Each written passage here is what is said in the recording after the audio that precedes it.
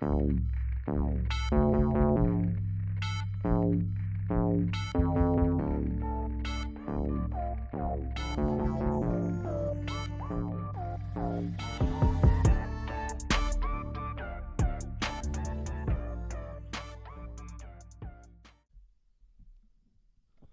back to another episode of Myths and Mysteries in Black and White with your two hosts, Josh and Ed. First things first, as always, Ed, how you been, mate? A lot better this week, mate. Yeah. To be honest, yeah. I had a fucking mare last week. I ain't going to go too much into it, but yeah, I had a shit week last week. And I just had no desire to do anything. Nah, but it's, in a way, it's good that we did do that break, though, because if you've got no desire to do it and you force yourself to do it, that's when you end up hating things. Yeah. So it was a good idea, but nah, that's true. I do apologise that there wasn't one last week, but I'm sorry. We're here this week, so it doesn't matter. Yeah, I'll take that. I'm sorry. But That's right. So hopefully now we will give you the best content that is possible. Yeah, exactly. This week it is Ed's specialty, and we'll be talking about dragons. Shit, boy. If you remember last season, we did a dragons episode with our friend Paige, and that was before she got married, so which is a bit mad. Yeah, it was. I went out literally like a few days before. About a couple of weeks, I think. Oh, was it? I Yeah, thought it was. yeah. My bad. Anyway, but obviously, I don't know, actually. this week we'll be talking specifically about dragons that are based in and around the UK. Yeah. So, Ed, have at it. Right. Well, before we get on, let's say, Josh, how you been? Yeah, not too bad. Same old. Once again, I want to thank everyone that has come along for the streaming and everything. Yeah, and I'll all right. Sorry. Yeah, you're right, bro. But I'm telling you now, if you don't fucking watch it. Because it's fucking brilliant, right? At the minute, he's doing God of War. Yep. Sick. Unreal. As well, he was doing Jurassic World with dinosaurs, and I fucking love dinosaurs. It was sick. So if you ain't watched it, fucking watch it. Sort yourself out. God. Fucking watch Call it. yourself a fan. Yeah. For you are. Oh, God. But no, yeah. Massive thanks to everyone that has come along and watched it. And normally I did do the schedule of it'd be Monday to Thursday, 8 till 10. Yeah. That's completely gone out the window with this game because I love it so much. Oh, so mate, it's a case of so good. if I've got a good couple of hours to just play that game, I will be streaming. I don't know what time it will be, so literally just keep an eye out for it. Yeah. That's all I can say. Yeah, no. If you follow on the Facebook page for it, MM Gaming, I will obviously post on there when I am about to go live so you can see it. Yeah. But no, other than that, like I said, Ed, take it I away. just want to say as well, I see you followed my suit. With Yep, with an been old hanging check, around with you too much with more. a check shirt. You know, Yeah, boy. It's the way it is. You know, Yeah, boy. But no, yeah. So yeah, this week we're talking about dragons, Mhm. and I think with our viewers, I know they're quite small, but if you could tell, I fucking love dragons. I've been collecting dragon models, toys, figurines for all my life. Yeah. much. I've always loved dragons. I have to say, I actually owe you and Paige an apology. Because you know last episode I said it wouldn't be cool if dragons were about. Yeah. I've changed my mind. Ever since House of the Dragon come out, I really want a fucking dragon so bad. See, I hate being right all So the time. fucking bad. So, Paige, we can laugh at him there. So, Mhm. so from me and Paige. Yep, I'll take it. Dragons are sick. But no, yeah, if you haven't watched House of the Dragon, which for those that don't know, it is a Game of Thrones spin-off, Yeah. Prequel. A lot of dragons, and it is unfucking real. What a show. And I want a dragon now so bad. You know what the bad thing is? What? I haven't seen it. Oh, bro. You'll love it. I'm just saying, like, fucking love dragons and everything. I haven't even watched the show what's got fucking Dragons in. in. Yeah. I think, try and work it out, there's been about 8 this season, Yeah. and I think there's going to be at least another 6 more next season. Right. How many seasons do you think it's going to be? Probably 3, I reckon. Yeah. About 3. Oh, right, fair. But no, like, what little clips I've seen of that, it does look very, very good. And I feel like you could watch that without ever watching Game of Thrones. Well, yeah, because obviously it's a based prequel. 150 odd years beforehand. So Yeah, literally, as long as you know who the Targaryens are, Yeah. you're sorted. Right, yeah, basically. That's fair. So, yeah, I will give that a watch at some point, but Courtney's not into it. What are you playing at, Courtney? Sort it out. You watch Twilight, but you won't watch that. Need a reality check, woman. I'll let you fucking tell her that. Mate, I want to be known for hunting monsters, but I ain't fucking battling that. I ain't going against my wife when it says shit like that. You need a reality check. I like where I'm sitting. You know what I mean? I like living. You know? So, yeah, nah. You do you, darling. Right. So, yeah. So we're going to be talking about dragons. And if you haven't seen that episode, not like the previous episode we done on dragons, not to worry. If you don't know what a dragon is, you're a fucking idiot for a start. And I'm not talking about people's mother-in-laws. I'm not even. No, that sounds bad. I'm not Tanya. I'm not on about that. But you know when they say like, a lot, like some people say like, oh, the fucking dragon of my mother-in-law. Nah, honestly, I couldn't have been blessed more with my mother-in-law. I love my mother-in-law so much. She's absolutely diamond. I love her to bits. But a dragon is a reptilian creature. What a dragon is 4 legs, 2 wings, and a tail. What you see on like Game of Thrones, House of the Dragon, Harry Potter, they're not dragons. No. They're technically called wyverns. Because it's 2 legs. 2 legs, 2 wings. Yeah. Their arms are their wings. So they're technically called wyverns. Right. And then you have a species below that called a drake, which is no wings but 4 legs. And below that, you have a worm. Right. Which I'm not talking about little fucking little slimy. earthworm, Jim. Yeah, what you see in the fucking garden. That. No, I'm not on about that.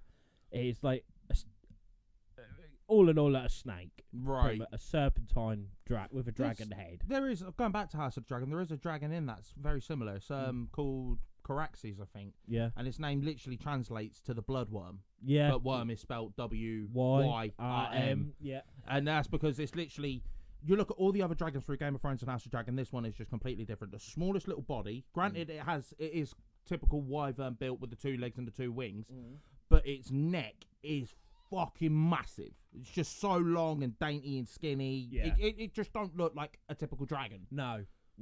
Whereas worms, they don't have wings, they don't have legs. They are serpentine. Yeah. More or less. Some depictions have them like with small legs, like small little tiny legs, but a lot of time they're more of a serpentine creature. And before I start, I'm not going to go into George and the Dragon. No, we went on that last time. Yeah, we went on that last time, and as well, it weren't even nothing to do with England. No. It was in Turkey. That's why I love it when I see people celebrate it. It's like, are you good? Well, I mean, I get it, because he's like a patron saint. Yeah. I do get it, but as well, like, the whole thing with the dragon, it was nothing to do in England. No, exactly. It was in Turkey. I think it was Turkey, wasn't it? Or somewhere around there. Somewhere around that region, yeah. Somewhere in Europe. Just not England. So, and as well, we've got Beowulf. Yeah. You've heard of Beowulf, but I ain't even going to mention him. But sorry to cut you off. That's what Caraxes looks like. Oh, that's sick. So obviously, that's compared to the other dragons, it looks completely different. Yeah, that's quite sick. But even these dragon slayers, because they're the most famous dragon slayers, Beowulf and St. George. Yeah. But even they cannot defeat all the dragons that appear in larger folklore of England, Wales, and Scotland. Many of these dragons, or worms, as they are frequently called, have stories which link them with fixed locations throughout the UK. As such, a large portion of British dragons are part of local folk tales that have been handed around down over the centuries. I've got 10 dragons. Right. Or worms, whatever you like to call them. The first, well, it's 2 of them, but the first one is red and white dragons. Big up. The red dragon, everyone knows, is the patron saint of Wales. Right, yeah, with the flag and everything. The image of the dragon is an integral part of Welsh identity. As evidence of this, a red dragon is emblazoned on the country's flag as a symbol of Welsh pride and nationalism. The dragon, this dragon, along with a white dragon, is one of the earliest examples of British prose literature and an important collection of Welsh mythology, compiled sometime between the 12th and 13th centuries. This contains numerous tales that have become famous across the world, such as some of the earliest accounts of the Celtic leader King Arthur, Lude and Leffys. That's some fucking Welsh words. Another famous tale details the important war between the Red Dragon and the invading White Dragon. So, in a way, they've done it so the red and white dragons are symbols. Yeah. The red dragons symbolising Wales, the white dragons symbolising England. When England invaded Wales, so it's almost like a fight back sort of thing. In the story, explain why the Welsh and the English fucking hate each other. I don't get it, because I've got no problem with Welsh. No, but I have to admit, no offence, but it does seem from what you see in like film, stories, mythology, history, whatever, it always does seem to be a lot more one-sided. Yeah. Like the Welsh fucking despise the English. It seems like every country hates England. Well, to be fair, we were arseholes. We basically owned half the fucking planet. We're hard as fuck. We're hard as fuck, but we're also knob jockeys. Yeah, we are wankers. Look at the people who run our country now, though, mate. Oh, yeah. They're the capitalism of wankers. In the story, the fire and white dragon is so fearsome that its cries cause women to miscarry. Jesus and Christ. Its mere presence is enough to kill livestock and ruin crops. Bit morbid, innit? Oh, fuck. Baby's gone. It's gone. Jesus Christ. Yeah. So, determined to rid his kingdom of this menace, King Lud of Britain visits his brother Leffys in France.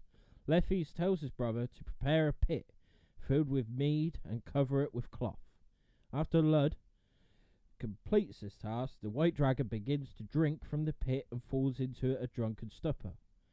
With the monster asleep, Lud captures the dragon and imprisons it in Dinas Emrys, a wooden hillock in Wales. Mm-hmm.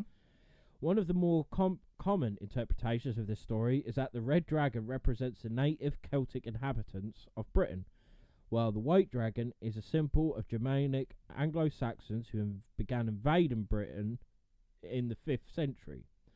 A related idea is that the white dragon is a symbol of the Saxon warlord Vortigern, while the red dragon is the flag of King Arthur's forces. Either way, London Leffys does show a close relationship between Celtic Britain and Gaul, like today's France, which may make this story origins even older than the 5th century. That's fucking mad. So it's basically saying that it seems like they've done stories that there were dragons, but it also seems like it's like a symbol. Yeah. Like the two dragons are symbols. Yeah, exactly. So it's a bit of hearsay. I'll say that as more of a symbolisation. Yeah, more definitely. More than actual creatures. Yeah, I agree. The second dragon I've got is the Dragon of Lochie Hill. Lochie Hill. It's in Yorkshire. Big up Yoshi. Yoshi? That's a fucking Mario Kart guy. Lochie Hill. Did you like that? That was pretty good. I was good at that word. Don't expect me to do that all the time. The Dragon of Lochie Hill is a tragic Yorkshire tale that is recounted by Reverend Thomas Parkinson in his 1888 book Yorkshire Legends and Traditions. According to Parkinson's account, a large dragon once haunted a wooded area later known as Lochie's Hill in the parish of Stonegrave. As the dragon terrified local villagers, a brave knight named Peter Lochie decided to kill the beast once and for all. Right, with that saying that, you imagine that the night he was just lying up in bed. He woke up and he went, I'm going to go kill a dragon. Righto. Good luck with that. Yeah. What are you doing today, love? I'm going to go kill a dragon. Oh, yeah? You want some sandwiches? I'll take some of a ride, that's alright. Right. I'm going to go kill a dragon. Fucking hell. While wearing a special suit of armour that features several razor blades, Lochie and a trusted dog set out to find the dragon. Why bring a dog into this? As long as the dog don't die, it's all good. Why bring a fucking dog into this? Leave dogs out of it, right? They want to stay at home. They want to sit in front of the fire. They just want to live their best life. Stop taking them on expeditions. You imagine if I tried to take them bolt, she'd give me the biggest roll of her eyes. Yeah, just like... Nah. Yeah, look. I'm good. Can't lay down. I've got a husky, but she's so fucking lazy. Yeah. So lazy. Feeling confident that the night would be just another meal, the dragon wrapped itself around Loshi's armour and tried to squeeze the human into eternal submission. Loshi's armour gave the dragon numerous cuts, but all of them healed quickly. Although stunned by the dragon's supernatural powers, Loshi managed to cut off pieces of the dragon's skin with his sword. His dragon then carried the pieces to Nunnington Church. Loshi and his dog managed to dismember the dragon so thoroughly that it could not regenerate. Loshi was so overjoyed that he didn't realise that his face was coated in the dragon's poison. Oh no. Upon licking his master's face, the faithful dog ingested the poison and died. See what I mean? Don't get dogs involved. Fuck's sake. Oh. In turn, the poison fumes became too much for Loshi, and he died by his dog's side. Good. Oh, that's quite sweet, actually. That's quite sweet, but I'm glad he died. If the dog's dying, he has to die too. Oh, but at least the dog didn't die on its own. You know what I mean? He just died in agony. As a show of gratitude, the villagers of Stonegrave buried Loshi next to his dog in Nunnington Church, where stone engravings retell the story for all to see. So that's actually it's still there? Yeah, I'd say so. Oh, that's a place we've got to visit. Yeah? That'd be pretty sick. Love me a dragon story. Oh, that's right deep does me now. Like, right, fuck this episode. Yeah, fuck dragons. Just don't get dogs involved. Leave them out of everything. At least have a wash before you let your dog lick your face. Just don't let your dog lick your face. Yeah, licking its ass. Yeah, exactly. Thing is, I still do. Oh, my dogs don't lick. I'm quite lucky with that. Yeah. But thing is, right, Magic does. Like, she proper does. But Bolt, if you get a lick on the face from her, that's like being given £1 million. Yeah. You know what I mean? It's so rare. Yeah. Like, you could tell, like, she actually likes you. So I'll take it. I don't care if she's been licking her ass. That's worth it. Yeah, it's not though, is it? Let's be honest. No, it's really not. Oh, it's fucking worm. Oh God! Jesus Christ! That's what they meant. They didn't mean worms as in dragons. They meant the dog's got worms. Yeah, they ingested them. We just solved the riddle. So all it turned out is the dog had bad worms. And he'd been licking his ring piece, and then he licked his face. That's why he died. We've just ruined. Oh God! No, there was a fucking dragon. How long did he have the worms? They probably even got to the size of dragons. Yeah, We've just solved the fucking ancient riddle. Jesus By Christ. taking the piss. Right. What other podcast offers you this? What other podcast offers you proper deep story? I can't think what the word I was going to say. My mind just literally... In depth. That's the word, thank you. My mind just literally had a semi-stroke. But... Stroke. And then, out of nowhere, we've just gone, nah, worms. And depicted the whole thing. Yeah, it kind of makes sense. What other podcast offers you that, eh? I remember, but this story actually reminds me of, I used to have a book. I might actually still have it somewhere. And there was a bit on dragons. Mm. And I remember seeing, it was a picture, like an artist's depiction of this dragon getting cut up. And this soldier had this suit of armor, and it had just like spikes go out everywhere. Yeah. And you can see the dragon get sliced up. Oh, excuse me. So sometimes I have to do that. What the fuck was that noise? Sometimes I have to do that, you know what I mean? Oh, fucking Elmo started.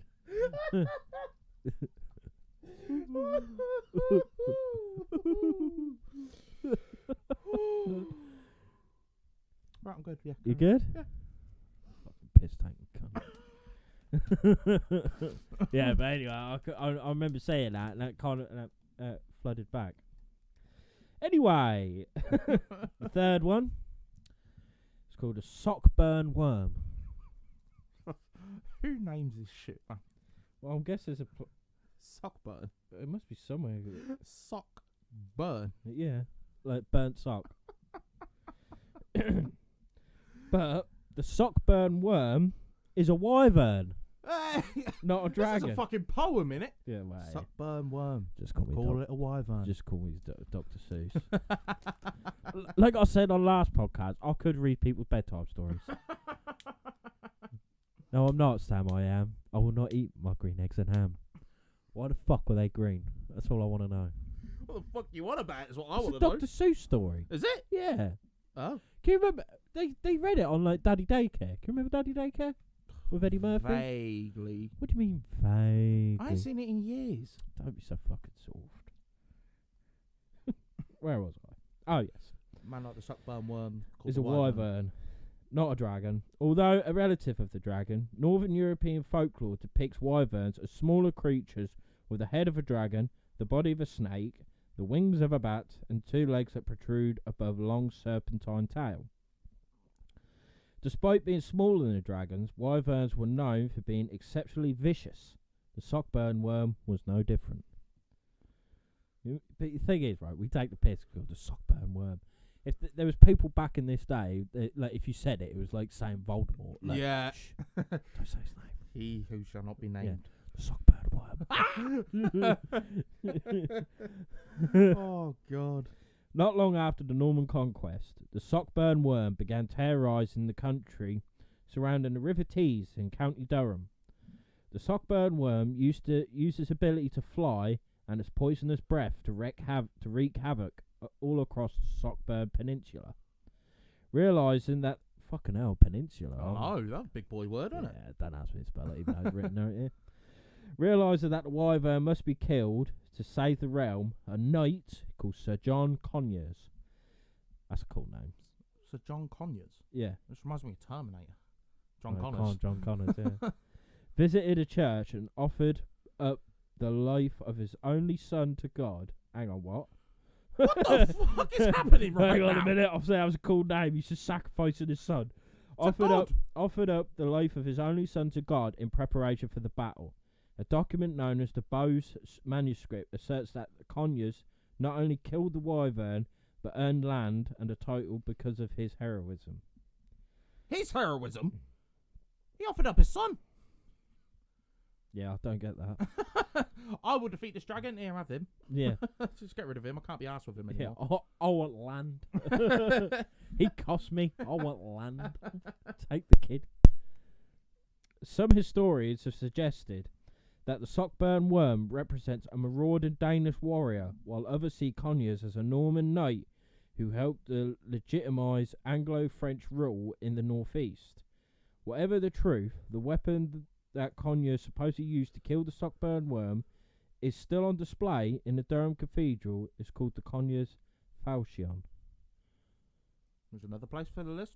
I think. Yeah. It's a fucking machete. It's a machete? He used a machete. Jason Voorhees has been doing that on films for fucking years. And he gets a hockey mask. What the fuck have you got? You killed your son. His mum got killed, and then he got a hockey mask, started bashing people up with it. So fuck you. Sort yourself out.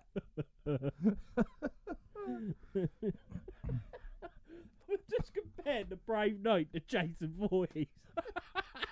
Lad, we just depicted that a dragon was the dog with worms.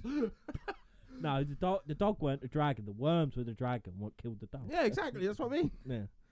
We're just ripping apart history. Yeah, we're fucked. We're pissing a lot of people off. Yeah, oh, we're getting fucked. Next is the Mester Storeworm. That just sounds like a fucking, I don't know, a lizard roaming about a supermarket. Mester Store. Well, no, it's S-T-O-O-R. Oh, store. That's what I said. Yeah, but I meant as in store, not as in like supermarket store. Yeah, but we're English. We don't say store. We say shops. Store. You want anything from the store? Oh, that's weird. Located in the far north of Scotland, the Orkney Islands, have an ancient history that stretches all the way back to the Stone Age. During the 9th century, Orkney fell prey to numerous Viking raids from Norway. Ultimately, the islands were settled by Scandinavians who helped to annex the islands for Norwegian and later Dano-Norwegian kings. As the Orkneys offered a way for Germanic and Celtic cultures to interact, the islands became home to unique folklore. As part of that folklore, the Mester Stoorworm remains a thoroughly Orcadian tale. As the legend goes, the Mester Stoorworm was a gigantic sea serpent that could wrap itself around the entire world. So it's Jormungandr. It's the Midgard serpent. It said folklore. So obviously, yeah, they brought Vikings, it over. Yeah, told Norse. them this story, and they've just gone Jormungandr, a big snake thing. Yeah, the Mester Stoorworm. Yeah, Jormungandr. Jormungandr's a better name. When it moved, the Mester Stoorworm caused earthquakes and other natural disasters. I swear, so did Jormungandr. It is Jormungandr. Yeah. They've literally just took brought over the fucking story of Jormungandr. Pretty much, yeah. And they've just took it and called it the most pointless fucking name in history. Wow. Owing to the monster's poisonous breath and its habit of smashing ships to pieces, most knights steered clear of the creature. One day, a powerful wizard promised the king that the sea beast could be killed if the king gave up his daughter to the wizard. You crafty bastard! We see your game, brother. Yeah, we see right through you, boy. He looked at our daughter and he was like, cool, I fancy a bit of that. Oh, that's a bit of me, that one, brother. And they're all scared about this gigantic... That was what he called it, his old boy. That's what he meant. He was like, that'll calm the beast, Stan. That'll calm the beast. Give me your daughter. That'll fucking sort it. Nah, you crafty little bastard. Yeah, we'll fucking see right through you, mate. But not wanting to lose his daughter, the king offered the entire kingdom to any brave warrior who killed the Mester Stoorworm. Ah, fair enough. At least one of them's got morals. Yeah. The thing is, he probably thought about it. Oh, yeah. He'd probably been like, well, I don't want to lose my daughter, but at the same time, I don't want this fucking sea serpent to come and eat me. She could have a good life. She could earn spells. But then again, he's a bit of an old fucker. You know what I mean? That's probably why he's asking specifically for my daughter. Yeah. It's a bit, you know. A bit of a catch-22, that one. An unlikely hero emerged by the name of Assi-Patel.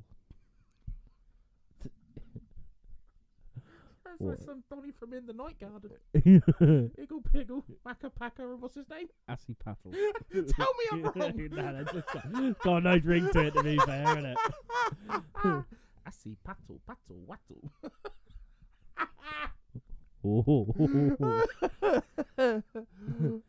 A slow-witted farm boy who killed the dragon by guiding a ship into the dragon's stomach. So he just let it swallow him? Yeah. He's like, I'll have it. Oh, fuck, I'm swallowed. There, Assi-Patel applied burning peat to the dragon's liver, which eventually caused an explosion that forever rid the world of the Mester Stoorworm. According to the legend, the dead beast did bring about a positive change, for the dragon's scattered teeth created the Orkney Islands. Oh, right. Bollocks. That is total bollocks. What's happening right That now? is total bollocks. Assi-Patel. So we got... The thing is, right, they haven't done this lad any justice. They said slow-witted, so basically they call him a thick fuck. Yeah. They say this thick fuck farm boy. Thought he could kill it, got swallowed, and thought, hang on. I swear the Bible says about it, because Jonah gets swallowed by a whale, doesn't he? Yeah, but it's not a sea serpent, is it? He still was swallowed Yeah. by a giant whale. Yeah. And it does it in fucking Pinocchio. So far, we've got in the night garden Donny being swallowed by a snake because some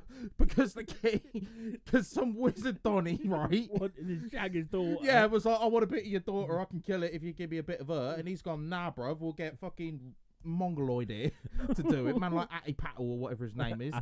Auntie Pat. We'll get him to do it. Then we've had some Donny that's named after a sock. Sockburn. Sockburn. It weren't even a worm. They got chefed up with a machete. Yeah. We got some dog with worms. What's happening? Yeah, you making dragons a farce. Oh, this might be my favourite episode. This is incredible. Right, next we've got the Bignor Hill dragon. Oh, okay, here we go. Right. Not much is known about the Bignor Hill dragon. Its name appears only sporadically. Yeah, I fucking love Bignor Hill. In the historical record, yet few clues about the beast are quite tantalising. In the 19th century, the Gentleman's Magazine, porno, definitely a fucking porno. That is a dragon with a porno. Recorded that the local inhabitants of Bignor Hill, an area in Sussex dotted with Roman roads, believed that an ancient Celtic dragon lived on top of a nearby hill. Some folk tales spoke of the surrounding hills as part of being the dragon's skin folds, while others pointed out that the dragon's den was close to a ruined Roman villa.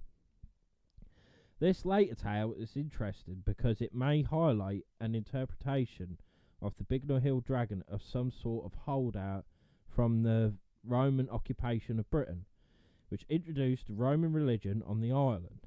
The notion that the dragon is of Celtic origin likewise points to a Christian demonization of pagan practices.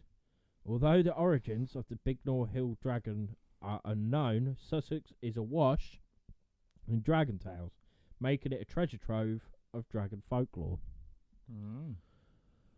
That's the only one so far that hasn't had a manners with it. But it really don't say anything about a dragon. No. It's all about a fucking Roman villa. Roman villa there, dragon. That's got to do with dragon, innit? It's Roman villa there. He's a fucking pagan. They're a load of pagans, them cunts. He's got fucking dragons and that. What are you fucking buzzing on about? You know what I mean? Jesus. This is amazing.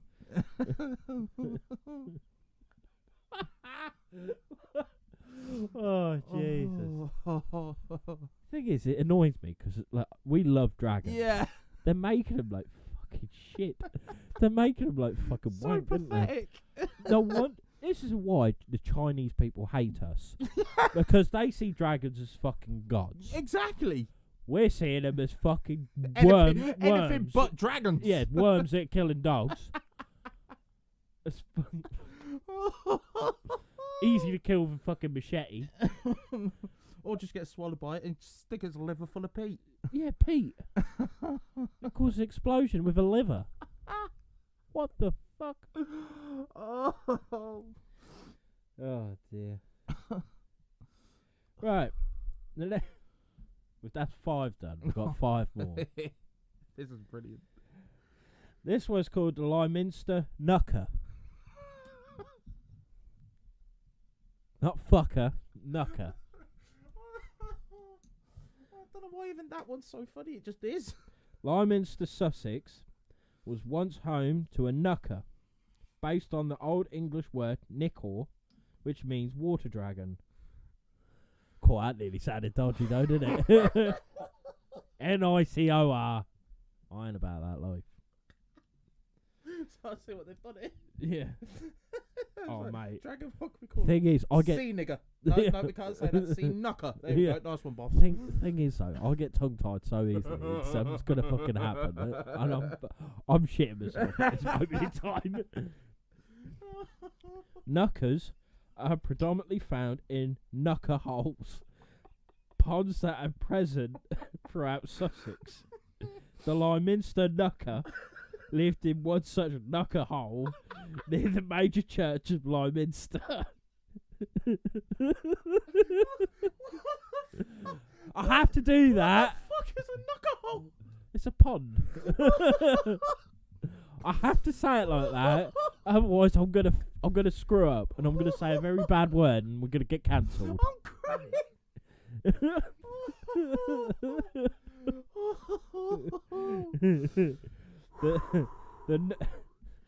The Nucker began its reign of terror by snatching away livestock. Then the water dragon began dragging away all the young girls from the village until the only maiden left was the king's daughter. Oh, how convenient. With few options left, the King of Sussex offered his daughter as the prize for anyone who could slay the dragon. So, all the girls have been Nick. Fucking hell, my daughter's next. Tell you what, I'll get rid of her to anybody who can stop this dragon from getting rid of my daughter. Probably right, boy. You got a bit of paper there, I think. Just give it to the fucking dragon. Yeah, you're gonna get rid of it anyway. It. Get rid of her anyway. Just give it to the fucking dragon. 3 different versions of the legend recorded 3 different heroes. One legend has it that a wandering knight killed the dragon before taking the princess as his wife. In another version, a local man named Jim Puttock kills the dragon by feeding it poisoned pudding. Poisoned pudding? Fucking hell. A third version says that a man named Jim Polk slays the dragon with poisoned pudding but forgets to wash the dragon's poison off his skin and dies as a result. These competing versions merely highlight the importance of the Lyminster Nucker story to Sussex folklore. St Mary Magdalene's Church in Lyminster is still known as the home of the Slayer's Slab, a tomb that supposedly houses the bones of the man who killed the Lyminster Nucker. Cool. Right on the last bit, I nearly fucked it. You really hope for their sake it ain't the last one. Here's the grave of the guy that killed the Lyminster Nucker. He killed it by feeding it poisonous pudding. Don't be can't forgot to wash his hands.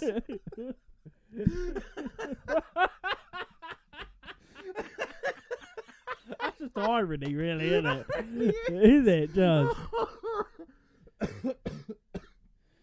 Oh my days! Oh, you're right. This is incredible. I'm getting really hot. This is incredible. Oh, I like this. Alright, number 7. The Lately Worm of Spindleston Heugh. The Lately Worm of Spindleston Heugh began as a Northumbrian ballad that was passed down through song in northern England. The story begins of the King of Northumbria, who lived inside Bamburgh Castle with his wife and children. When the first queen died, the king took a malicious witch as his bride. The king's strong son, Childwind, is out to sea, so there is no one in the castle who could stop the witch's evil plans. What are people you had chose? Well, he might have not known she was a witch. You hope so.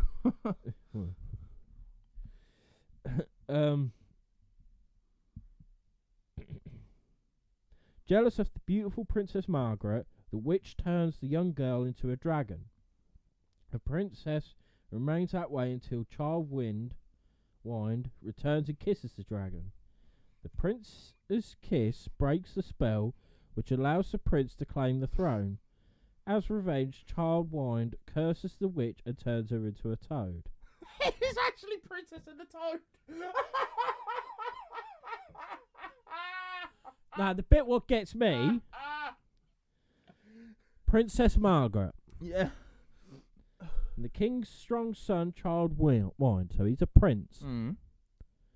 He kissed the dragon. He lipsed his sister. And then turned her into a frog. And turned the witch into a toad. Mate. What is happening? That is. Talk about an emotional roller coaster. That is mad, isn't it? It's just wild. Because it's obviously Northumbria. I can just picture it. Hey, look at that. Come here, love. Give me a lick. Do what? They're not fucking Geordies, are they? That's Northumbria. Newcastle area. The whole county, Northumbria, is Newcastle, Sunderland, County Durham, all them. Is it? Yeah. Oh, I didn't know that. Why, oh, Lord, give us your That's Tyneside. Northumbria's the whole thing. Tyneside's only Newcastle and Sunderland. No.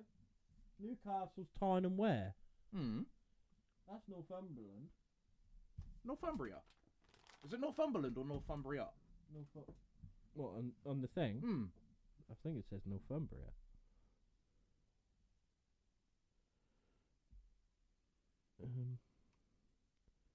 Yeah, Northumbrian.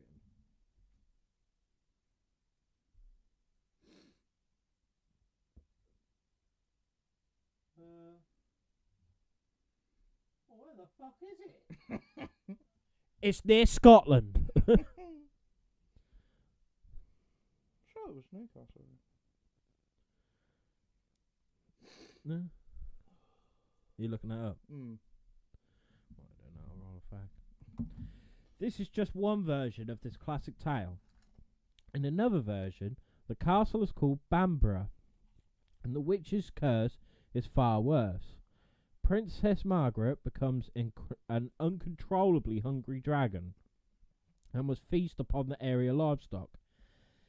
However, both verses draw inspiration of the Icelandic saga of the shapeshifter Alsol and her lover Halmter. I got fucking clue how to say that. Hjalmter.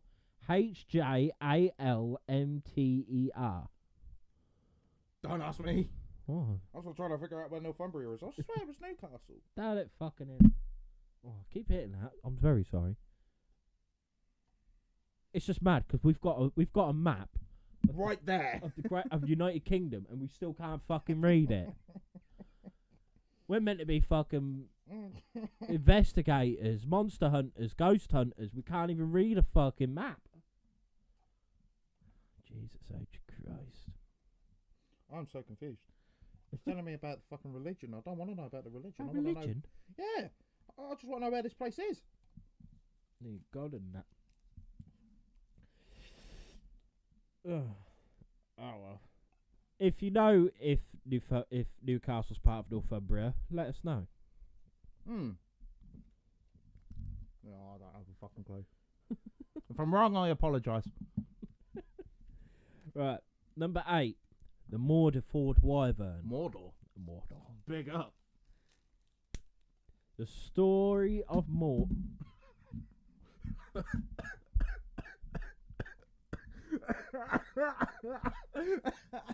Alright. Just because I didn't agree with Wendell Northumbria, start chucking at me. I'm sorry. Oh, God. The story of Mord and the Mordeford Wyvern is a rather unusual legend, set in the Herefordshire village of Mordeford. The story concerns a young girl. Why is it always girls? Young girls. Dragons are weird fucking things, really. They're fucking creepy bastards.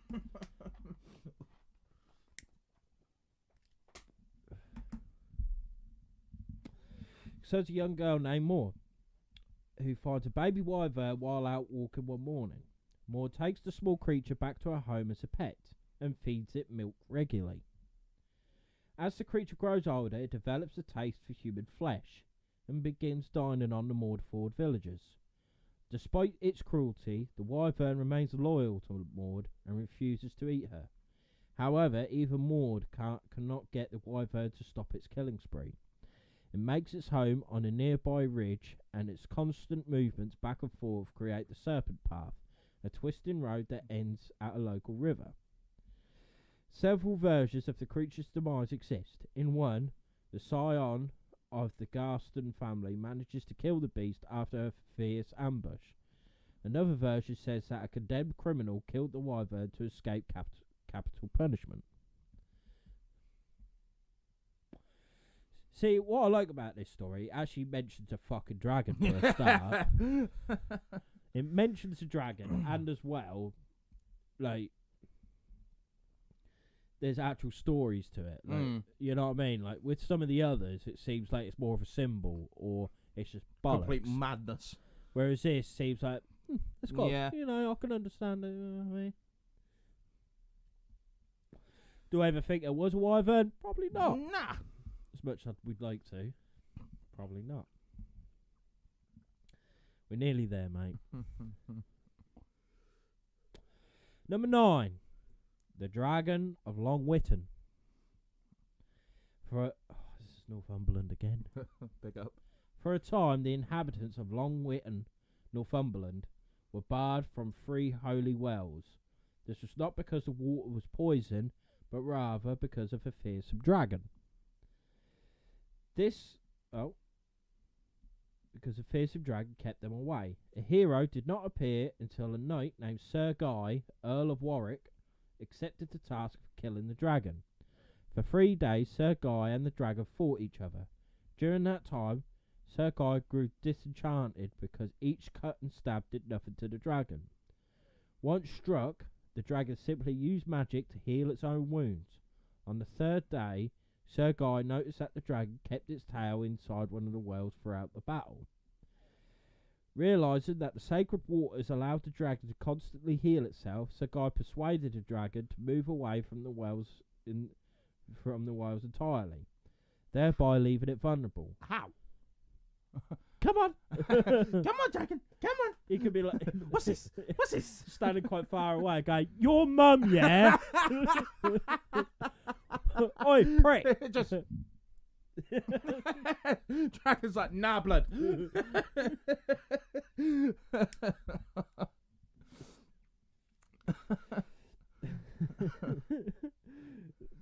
Once away from the holy waters, Sir Guy easily managed to kill the creature.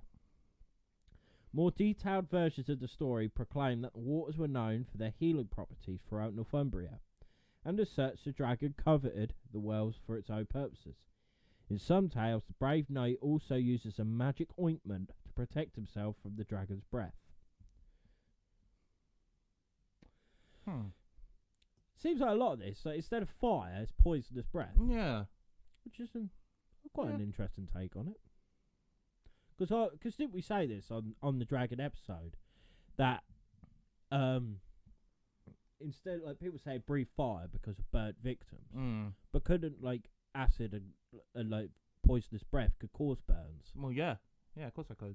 So that makes a lot more sense than a fire breather, because like we said, it's pretty much impossible. No, unless it can somehow hold like hydrogen in its throat or something. Yeah, because there was someone who claimed that it could happen. Yeah, but it's very unlikely. Yeah, exactly. So very poison unlikely. sounds a lot more believable. Yeah, because we see it in the natural world today. Yeah. Well, a lot of times it's venom, but you know. That could have been the poison. Yeah, the word venom might not have been a bad name. Do you know what I mean? That is very true. The last one, Josh. Here we go. This is the Worm of Linton. According to the 12th century stories from the Scottish borders, the Linton worm lived in the Worm's Den, a hill near the village of Linton in Roxburghshire. At dusk and dawn, the dragon left its den to prey upon sheep, cows, and people. All the weapons used against the creature proved useless, and before long, Linton had been reduced to a wasteland. When word of the dragon reached the ears of William, or John, de Somerville, the Laird of Lauriston, the courageous knight decided to act. Riding north, de Somerville noticed that the dragon frequently consumed everything that stood in its way. However, when faced with something too large to swallow, the dragon would lie still with its mouth open, realising that this made the dragon vulnerable. De Somerville had a blacksmith create an iron spear with a wheel on its tip. De Somerville placed burning peat on top of the wheel. When he journeyed inside the worm's mouth on horseback, he placed the fire inside of the dragon, creating a fatal wound. In its death throes, the Linton worm's thrashing body created the many hills that today populate the region. For his action, Linton Church, or Kirk, created a carved stone to record the story for posterity. Oh, I'm sorry about this. In some versions, the death of the Linton worm occurred during the reign of King William the Lion, who ruled Scotland from 1143 until 1214. Supposedly, King William greeted the Somerville as my gallant St. George to enhance the nobleman's confidence. Also, beside the carstone in Linton Church, the Somerville's victory is supposedly commemorated by the De Somerville coat of arms, which features a green fire-breather dragon on top of tympanum of the tympanum. Yeah, I think so. Not a clue. Not nice. Right, if a dragon's big and it can lay with its mouth wide open, but when it dies, it creates hills. Nothing's too big for it to fucking swallow, then, is it? Oh no! What the hell did it look at to go? Nah. Yeah, like dragon made that. I've never looked at a hill and thought, fuck me.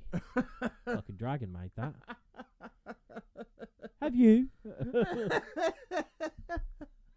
I'm going to now. Every hill we see. I wonder what dragon done that then. What colour was it? He was a big bastard, wasn't he? Got to fucking Snowdon. I was going to say, that would have been one big dragon. Yeah, I was going to say, like, fucking Ben Nevis. Oh, tell you a lie, I've got one more dragon on here. Hey! Which is probably one of the most famous, and I'm pretty sure we mentioned it on the last one, called the Lambton Worm. Yeah, we did. The Lambton Worm, this famous tale from the north of England in the vicinity of the River Wear, is still an immensely popular part of local tradition. It generally tells of a young squire of Lambton who goes fishing one Sunday and is rewarded by catching a slimy, wriggling thing which he tosses into a well near the river, a which well later referred to as the Worm Well. Thinking it no fit fish, in time this worm grew into a mighty and fearsome beast, which terrorised the neighbourhood and stole the milk and the cattle of the country people. Grown to manhood, the squire returns from the Crusades and finds his father's lands laid waste by the creature. He seeks the sage advice of an old witch who counsels him how he might best defeat the beast, whose existence he is responsible for. He eventually confronts the beast in a heroic struggle and defeats it, casting its body back into the River Wear. Although similar to the St. George myth, it contains elements of the indigenous British beliefs about rivers and holy wells that were important to our Celtic ancestors. What is it with dragons and milk? Are you part dragon?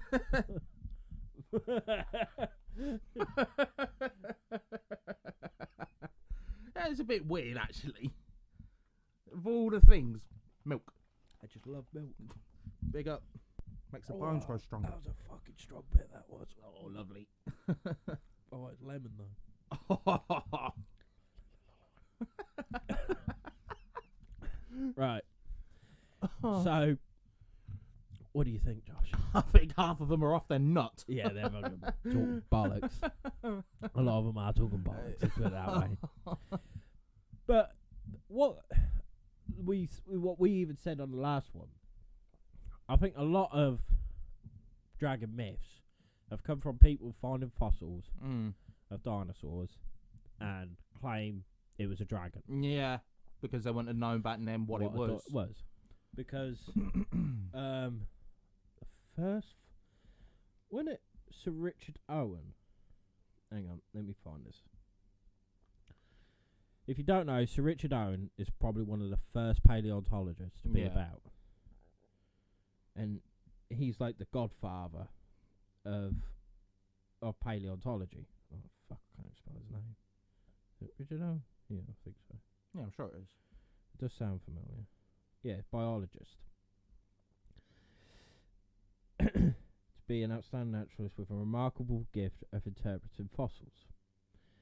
He was born in 1804, right? So this is, and a lot of these are hundreds of years before that. Yeah. So if they probably find a fossil and think, fucking hell, this is a dragon, a beast, what hasn't long been dead, because they didn't know how to age bones and everything like that. Then you had people like Richard Owen. Just come and go. Brachiosaurus, bro. Whoever done his portrait's done him dirty. Oh God! Oh God! They done him dirty. No, that was it. He probably weren't one of the first paleontologists, but he's the person who coined in the term dinosaur. Because dinosaur means thunder lizard. Yeah, or terrible reptile. An outspoken critic of Charles Darwin's theory of evolution by natural selection, Owen agreed with Darwin that evolution occurred, but thought it was more complex than outlined in Darwin's On the Origin of Species. Because I think one of the first things because he got one of them, but he got it wrong.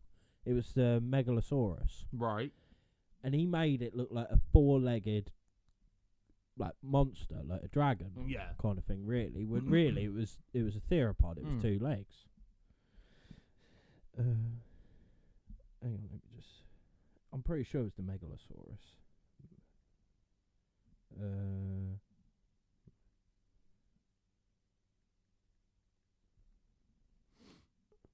No.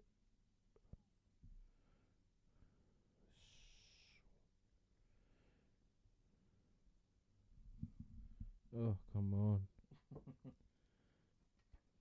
Yeah, and the iguanodon. Yeah. But before we get too into that, there's 4, 5, 6, 7, 8, 10, 12, 13, 14, 15, 16, 18, 19.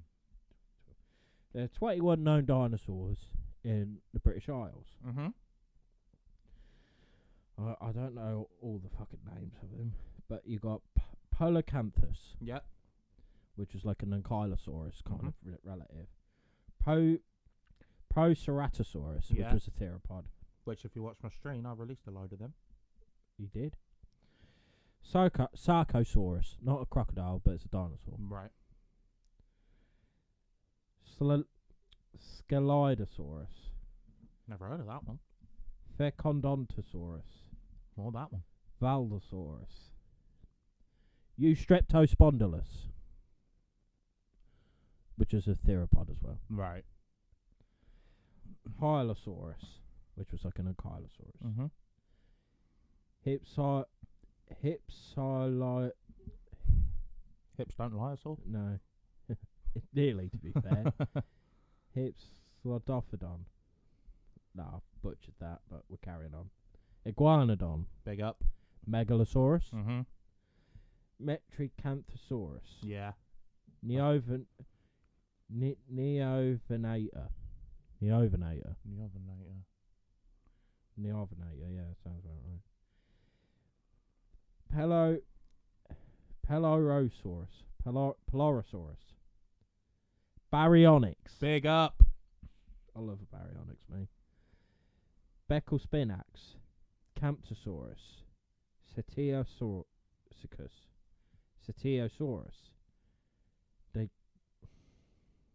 Jesus.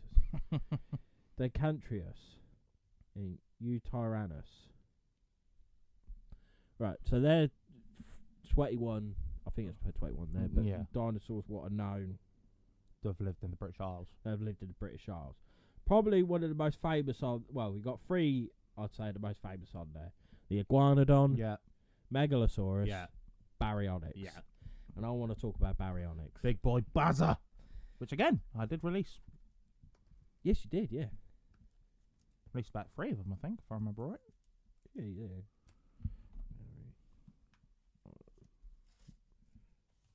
Baryonyx arc. Oh, it's a game, isn't it? For those of you that don't know what the Baryonyx is, if you've seen Jurassic World Dominion, I think it is. That's the second one of the Jurassic World, isn't it? It's in that. It's when what's her name? Claire, is it? Yeah. Claire and the nerdy Donnie are in the underground well, and it comes through, and then it gets hit in the head by lava and that. Oh. Don't kill it or anything. It just twats it on the head. Oh.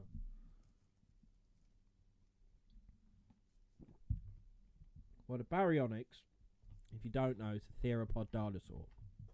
And if you've watched this podcast before, because me and Josh are massive fans of dinosaurs. Yeah, boy. Theropod dinosaurs are like your T-Rexes, your Spinosaurus, your Velociraptors. Meat-eating dinosaurs. All meat-eating dinosaurs are theropods. Pretty much. Mm-hmm. But then there's different groups of them. You've got like your Tyrannosaurids, which is your Tyrannosaurus, your Allosaurus, I think. Yeah. Is Allosaurus one? No, I think Allosaurus is a carnosaur. But you got your Tyrannosaurus. Oh, there's different ones. Tyrannosaurids, I can't think. But Tyrannosaurus is your main one. Yeah. You got Carnosaurs, which is like your Giganotosaurus, your Carchodontosaurus, Ceratosaurus. And you have your Spinosaurids, which is Spinosaurus, Baryonyx, Suchomimus, and Irator. I think that's how you spell it. It's one of my dinosaur books.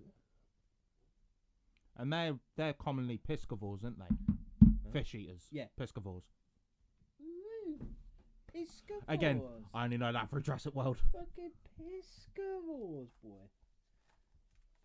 Oh, I've had this book for long. Alright, let's try.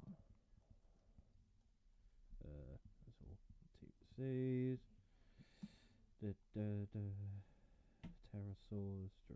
Pterosaurs. Guanodons.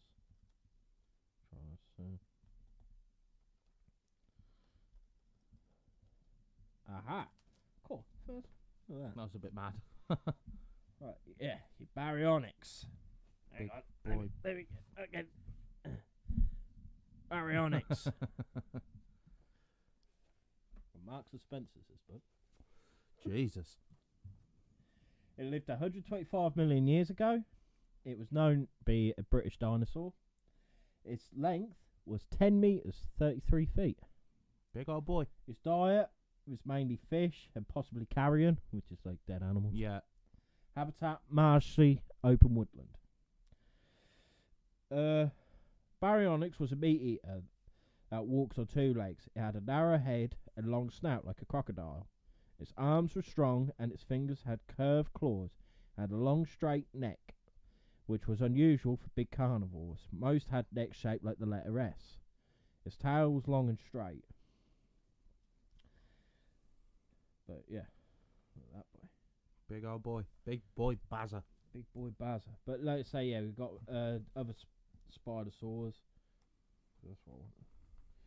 You've got Acrocanthosaurus. Is that a Spinosaurus? Yeah. Suchomimus, Spinosaurus, and Irritator. Yeah, it's literally what it's called. Yeah, yeah. The Irritator. Right. Oh, fucking. I didn't know Acrocanthosaurus was one. Yeah. Rex.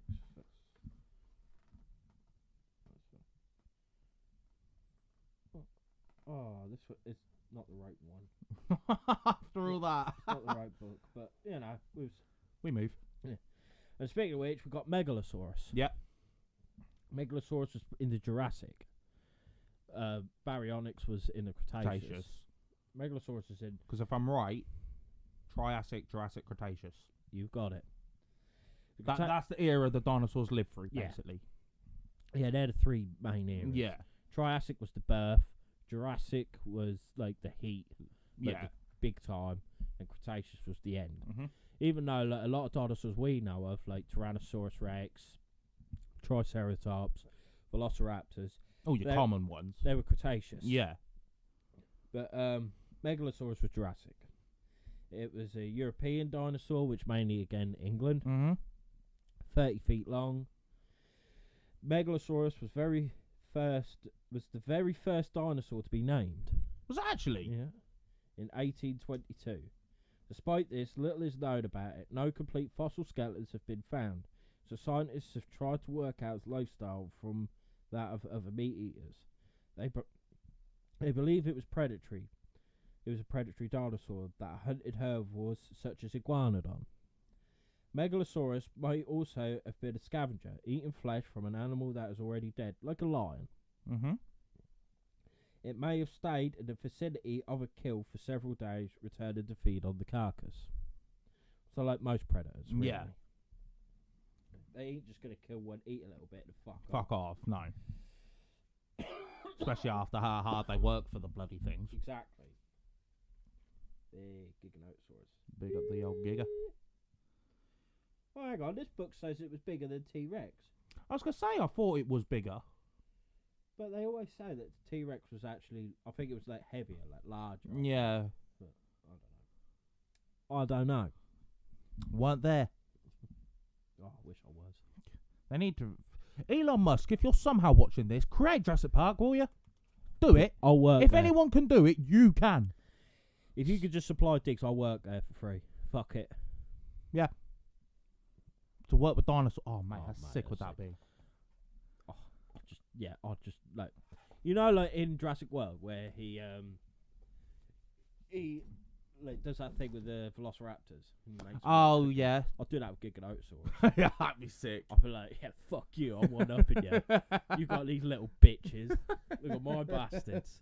Which, talking about the velociraptors, so many people don't know, and I think we may have mentioned it on the podcast before, they were not that big. No. Velociraptors were, they were about this size. 3 foot tall.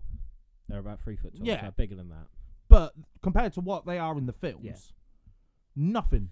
What they actually more resemble is a Deinonychus. Yeah. Which still had the same claw. They look pretty much the same. Just don't sound as cool, does it? Deinonychus Velociraptor. Yeah, raptor. So, yeah, so with that, yeah, the Velociraptors were about 3 foot tall. They were still hunters, but they wouldn't have been going for like bigger prey. They'd be going for like Protoceratops. Yeah, things like that. And Protoceratops, if you don't know, is like a baby version of a Triceratops. Mm-hmm. Do you remember Land Before Time? Mm-hmm. The yellow one. She was a bit of a mardy fucker. Vaguely. I think she was a Protoceratops. Or she was a baby Triceratops. I'm not too sure.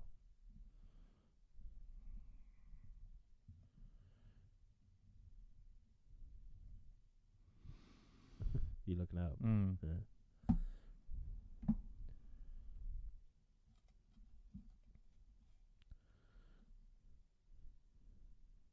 Just so she's a little Triceratops. Probably just a young one, but she looks like a Protoceratops. Yeah, to be fair. But so what we get, like, linking it, like, could you imagine like being in like the 12th century or something? Mm-hmm. You walk along and you see a head of a baryonyx and its backbone, just its backbone.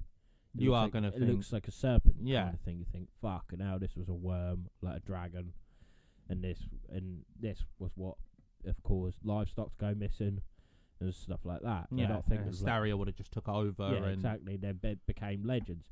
And there's always that one bloke who was in the tavern. He wanted something to buy him drinks, so he's told a good yarn. Yeah.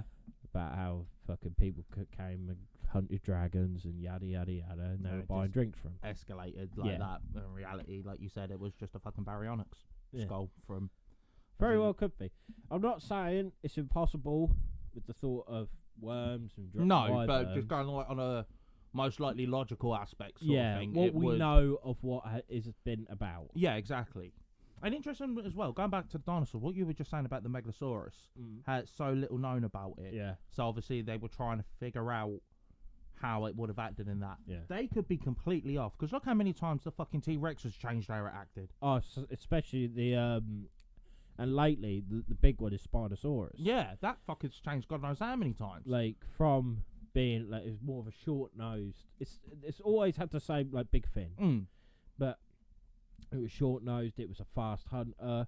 To being more crouched over, being a fish eater, to being like a quadruped, to being a biped but could go quadruped. It's changed countless times. It has changed. Yeah, it's changed so many times. That just goes to show, and they found God knows how many fossils of a Spino. I don't think. I'm not saying they found thousands. No, I'm just saying I don't think that a lot of dinosaurs they have never fully found a complete skeleton. But yeah, going along that, it's like you find that one, like we said on the, I can't remember what episode it was obviously talking about dinosaurs, so it could have been literally any of them. But, could have been very well been the previous dragon episode. Yeah, but you can have as much of the fossil skeleton of a dinosaur, and then that one little bit could change everything you thought you knew about it. Yeah. So it just goes to show, like, even these people that are like, it's not near on 100% nailed on what it's like. It could be completely different. Oh yeah, and that's a shame, really, because we will never know. No, that is the sad reality of it. We can. I'd like to think we will in our lifetime. Yeah, I especially of how things are going, like with technology, like with Elon Musk and people like that. Yeah, like they're we're heaps and bounds ahead of everyone. Yeah, exactly. So, but. It's weird. That just reminded me of in the Jurassic World film, because obviously so many people think what you see in Jurassic World, like for argument's sake, the Spinosaurus, is what it exactly looked like. No, the majority of the dinosaurs in that film looked fuck all like what they do. They did mention it. That's what I was about to get to. They said that in the first Jurassic World film. So none of them are natural. They've always filled in the gaps of the DNA with other animals, because if their genetic code was pure, many of them would look completely different. And I think they had to do that because of like the Velociraptor, especially. Yeah, because of I think a lot of people say like they're caught on that weren't they? That one it. So it sort of took. That's what I'm looking for. Ruined the illusion of it. Yeah. Because obviously you think when you first saw the first Jurassic Park film, no one really had a clue, other than unless you was a fucking, do you know what I mean, paleontologist or whatever, would have known exactly what a raptor would have looked like. No. So you see the raptor in the first film, you think, fucking hell. And it acts that fear aspect, because it's like, that thing actually existed. Yeah. But then someone comes and goes, nah, look, nothing like that. You're like, huh. Yeah. So it's just it's a monster. Yeah. But like I said, there is dinosaurs what are said to be more like that, like Deinonychus, Megaraptor, Oviraptor, Utahraptor. Utahraptor, that's what I was thinking of. They were ones that are more closely at that size. Yeah. Whereas like the Velociraptor, which is the most famous one because of Jurassic Park, is a lot smaller. But I'm not saying they were a lot less deadly. No, of course not. It's just size. Literally just shrink it down and you would have perfect. But then it wouldn't have obviously looked as cool. You're getting chased around by a 3-foot fucking, do you know what I mean? Yeah. Still terrifying, but compared to what it's like in the films, you'd be like, oh. Yeah, come on. I get that. And it's so, like you say, with the T-Rex, especially, the king of the dinosaurs. Yeah. For years and years and years was king of the dinosaurs. It was a ferocious meat eater. It was a horrible predator. You know, it would tear out anything from limb. Then I think it was late 90s, early 2000s. They said, nah, it was a scavenger. So even recently, before the because they've added it into the Jurassic World game, where they found out that obviously around the same time period, certain carnivores would have lived. The larger carnivores would have lived around the same sort of eras, like the brachiosaurs and like the big sauropods. Yeah. And they've only just realised the sauropods wouldn't have bothered with them. No. Because they know the carnivores can't. The carnivores know they can't take the fucking massive things down. So it literally be like they'd walk along and the T-Rex, for argument's sake, would go this way. They'd be like, all right. Yeah. They wouldn't even panic. No. Like you say, they had nothing to fear. The only sauropod that had predators was Argentinosaurus, which is arguably the largest sauropod. Yeah. Which is mad. Yeah. And its predator was a Giganotosaurus. Yeah. And it's because these fuckers hunted in packs. So and because they were massive, they could be able to take it down. Where these other ones, they were solo. And even then, they probably wouldn't have been able to take on a fully grown adult. It'd have been young. Yeah. They'd have been attacking young. Yeah, exactly. So for them to feed. So it's all speculation. Yeah, of course it is. It's Unless you were there, you're not going to know exactly. No. And the thing is, even though, because obviously we're going off skeletons and all that, so we're sort of like trying to depict what it looks like. So let's say, for argument's sake, someone had a time machine, dropped us in the middle of Cretaceous period. Oh, what a dream. It'd be a dream, but imagine we could see, for argument's sake, let's say a T-Rex walk by, and it could look absolutely nothing like what we think a T-Rex is. So we're not looking at that thinking, that's a T-Rex. We're looking at that thinking, what the fuck is that thing? Yeah, exactly. It's just mind-boggling. Because there's always the theories as well of like T-Rexes and that they actually had feathers. Yeah. So could you imagine, like, because we're used to the big greenish brownish colour from Jurassic World or Jurassic Park. And then all of a sudden you get there and it's just like a very pretty... Yeah, it's almost like a giant peacock. Yeah, you think, What? Yeah. It's like, that's the T-Rex. Yeah. Yeah. And the same with Velociraptors and all of them. Yeah, exactly. A lot of them, they thought they did have feathers. But I think that's only because on a couple of them, they did find, like, a feather on them. Yeah. But that doesn't automatically mean... the feather belonged to that. No. But because it was in the fossil with it, it kind of, like, makes more sense. Yeah, of course it does. It is weird how they do it. Yeah, it is weird. Like, I love dinosaurs. Like, I think, like, because last week, even though I had a really shit week, like, during the week, on the Saturday, we went to the Deep. Yeah. Like, the aquarium in Hull, which, if you haven't been, I do recommend. Yeah. The first bit is all, like, the past, like, the prehistoric, and honestly, I was in my element. Yeah. Like, naming all these different things. Like, even I thought to myself, fucking hell, I actually know more than what I realised. Yeah. Like, the Archelon, like, which was this massive sea turtle. Yeah. You had, like, mosasaurs, pliosaurs, plesiosaurs. They had the megalodon jaw. I'm trying to think of what that fucking fish was called. It has got a massive name, that big, like, skeleton. Yes. It begins with an A, doesn't it? X. X? Hang on. I'm just going to put in Cretaceous killer fish.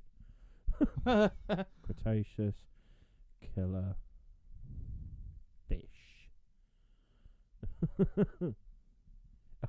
It has come up with it as well, yeah. Killer fish from Kansas. I'm hoping it's got a way, because a lot of them sometimes have, like, that play button there. It says no, like, it's in, like, how to say it. Oh, yeah. Oh, no. But it's Cephactinus. Cephactinus? So what?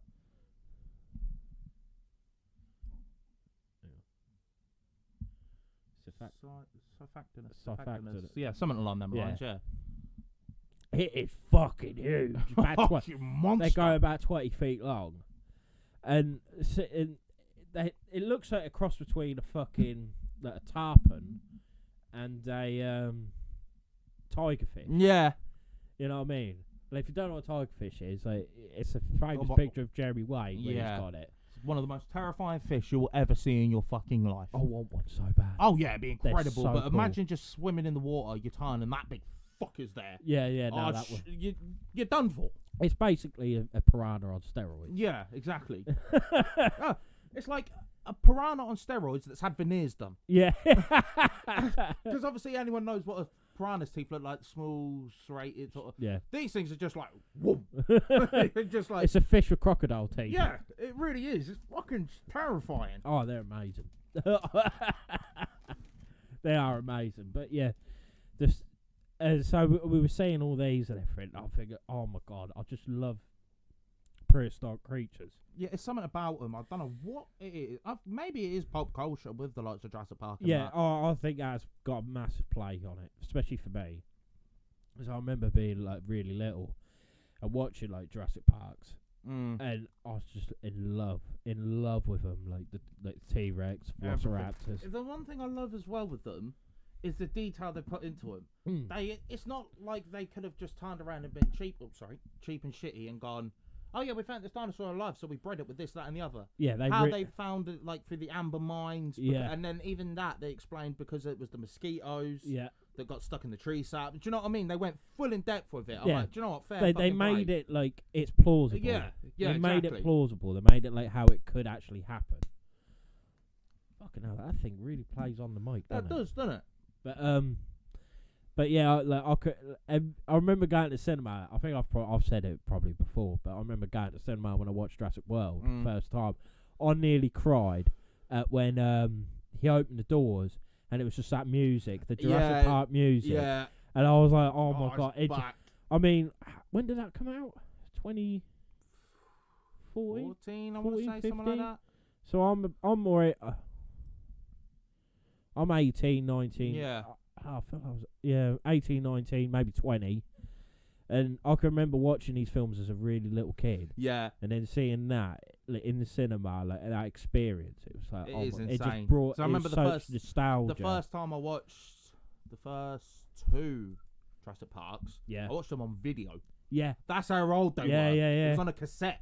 Yeah, I remember that. On a DVD. Even the third one I had on video. I think I'm probably the same, but silver. It was a silver case. But to go from that to watching them in the cinema is incredible. But at the top, when watching the third one, and in a way I hated the Spinosaurus. Did you? Because it killed T-Rex. Oh yeah, and as a kid, he did. And I remember being a kid thinking because every kid who watched Jurassic Park, they loved the T-Rex. And then all of a sudden the Spinosaurus just turned up and fucking bodied it. But the thing is, that happens, other than the first two films, that happens in every film, more or less. The T-Rex gets battered. But to be fair... The Spino does him in.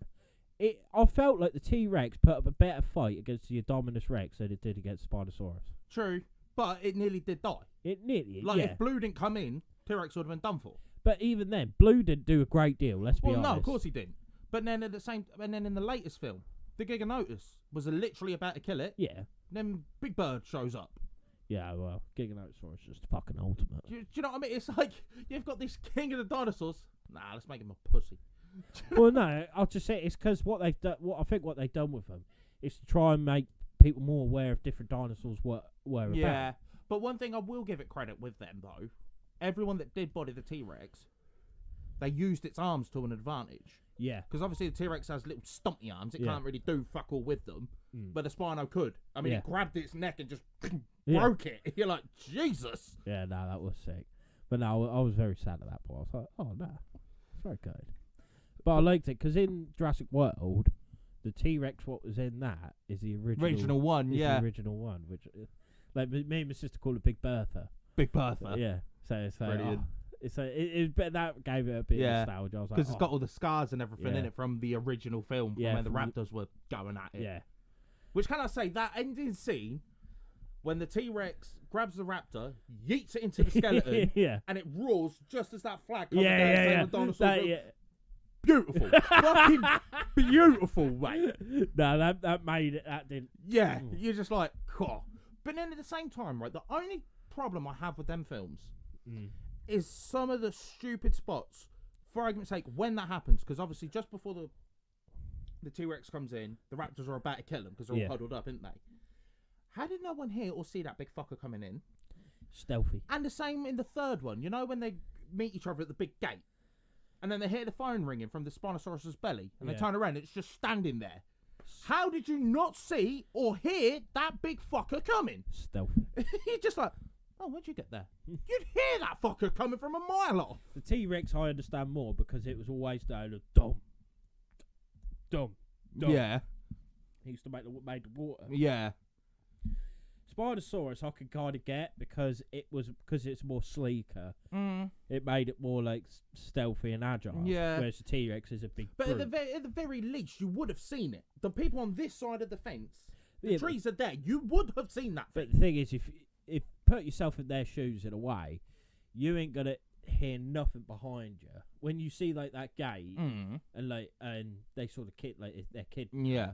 You don't think of anything else. You think, oh my god, that's it. Your mind is just focused, but then all of a sudden, but then like they're hugging and everything, and then you hear the phone ringing, and it's just like you get like snapped back into reality. Like, oh fuck yeah, I remember where I am now. Yeah, you're like, oh god. But then again, they justified it though when they got through the gate and you see the Spinosaurus walk off and they think, oh, we're safe.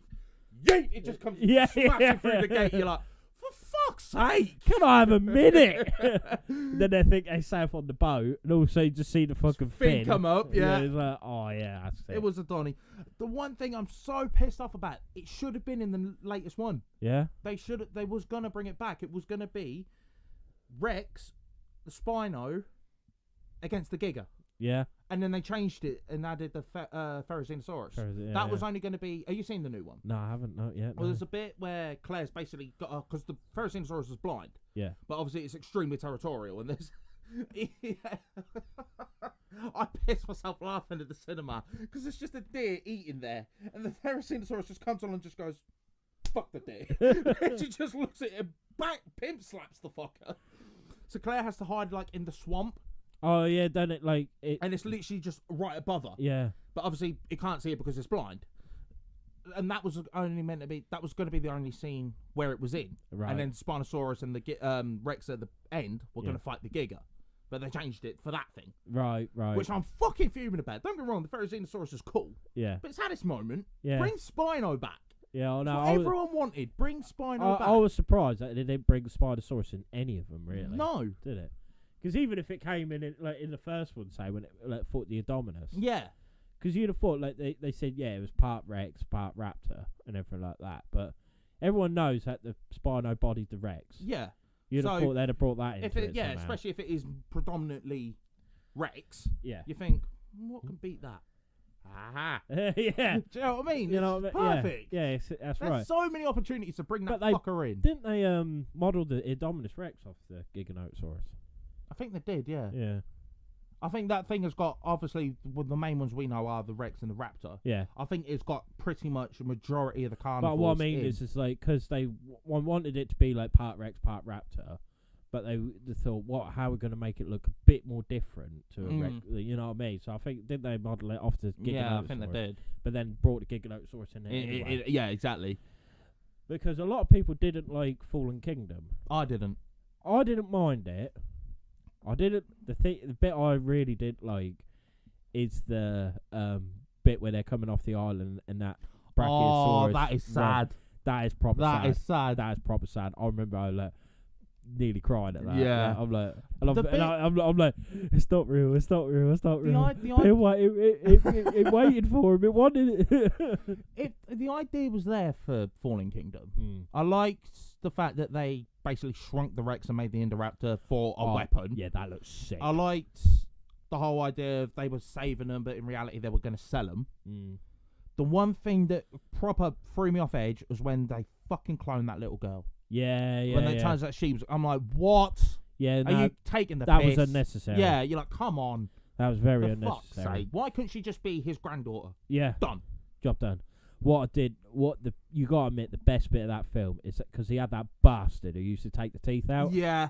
And he's in and he gets in that cage with the Indoraptor. Yes. And he's looking at it and about to take his tooth, and then the tail wags. And he looks behind, and you see it smile. Like, I'm like, and I was like, honestly, oh. Yeah, I've got you, probably you bastard. Clever girl. Yeah, yeah. You know, like from the original. That will still be the best line in the whole film. Yeah. In any one of them, I think. Just clever girl. Clever girl. Bang. Because you know for a fact he's thinking, fuck. Bastard. Yeah. The fact that other one is just standing there, though. Yeah. Like, just goes along with it. Just it's like, that he's thinking, he's got a gun at him, but that raptor's thinking, you're fucked, mate. Yeah. Any minute now. Any minute now. Hurry up. I got this fucking gun on me. Hurry up. There we go. Bang. Job done. Oh, that was But sick. even the way he bigs up the raptors. Yeah. Where he's saying, what's he says? Oh, where he's like, I've hunted most things that can hunt you, but the way that these things move. Yeah. I was just like, oh, fucking hell. Yeah. Yeah. No. Oh, that's so good. I think that's what I like about it, because I think everyone's heard of T-Rexes from like King Kong and stuff like that, even Godzilla. Yeah. You know what a T-Rex is. And I think like how they brought in the Velociraptors, it's like these proper, like, you think a T-Rex is bad. These things are fucking assholes. They're predatory like a T-Rex, but they're fucking clever with it. Yeah, exactly. You know, they're pack hunters, they're clever with it. And I think that just gave that bit of like a realism kind of thing. Yeah. And it's made it like, fucking hell. I'm pleased they're not about. Yeah. And the fact as well that you didn't see him really till the end. No, yeah. You literally just see him drop the cow in. Yeah. Them all going to a frenzy. Yeah. But you don't actually see them. No. And because it's at the start, right at the very start as well. Because you see the eye, like the bit of the face. Because it drags. Oh, yes, Because they got on that thing and it drops and mate gets dragged in. Yeah. And they're like, shoot her! Yeah. Shoot but her! even the little things that made it even more villainous, where there was like, what is it? It's like they're extremely intelligent, especially the big one. And it was when we bred 8 originally, but when she came in, she killed all but 2 of the others. Yeah. Do you know what I mean? Just even that, you think, fucking hell. Yeah. Because that is, in reality, like, especially in pack animals, they do that. Yeah. One will take over as alpha, and it will keep the strongest fuckers it can, and be like, right, you lot are bitches. Let's either kill you or fuck you off. Yeah, pretty much. It's like that whole, like a dictatorship. Like if you don't like my rule, fuck off, or I'm gonna eat you. Which is what they did. What they did? Yeah, what they did, and it does happen. And it does happen nowadays now. with the likes of orcas. Yeah, they are basically land orcas. But in a way, yeah. Vicious assholes, but clever as anything. Or I don't know. I think Connor would disagree about being assholes. They are assholes. Don't get me wrong. Right, I love them to bits, but anyone can agree the way they act is intelligent, but they are wankers. Not all of them, mate. They're all different. Each pod is different. All right, well, with this one specific pod, then, are a bunch of wankers. It's always that video I see is when he like tail whips the stingray. Yeah, for no reason. Exactly. Point proven. They homicidal sea pandas. That's what they are. They are assholes. Amazing. Don't get me wrong. Amazing.